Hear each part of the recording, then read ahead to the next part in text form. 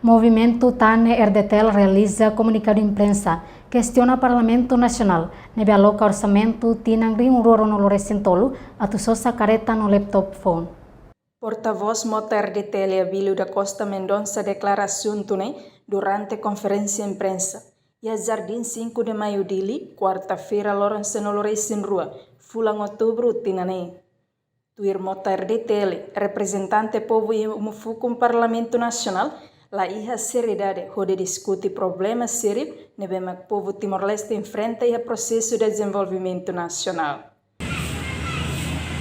Do movimento TANE RDTEL minha arekata representante povo e homofobo parlamento la iha seriedade para discutir problema prioridade nebe povo Timor-Leste enfrenta e o processo de desenvolvimento nacional, mas pelo contrário se discute no aprova fale orçamento privativo ou de sosa careta no laptop bastira ni an mesmo mandato at termina ona.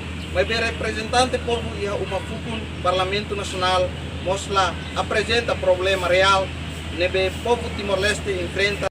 Além de Mota RDTEL hateteng benhira Parlamento aprova orçamento atu sosa careta movimento sugere atu deputada surane osan salário cada fulan no benhira remata mandato bele sai naim bacareta. Sugere tem que puasir ne osan, é importante. Puasir ne osan careta karik sira aprova ona atu holana cada tinang amni sugere puasir ne osan depois de tinang remata sira bele sai nessa naim bacareta dane.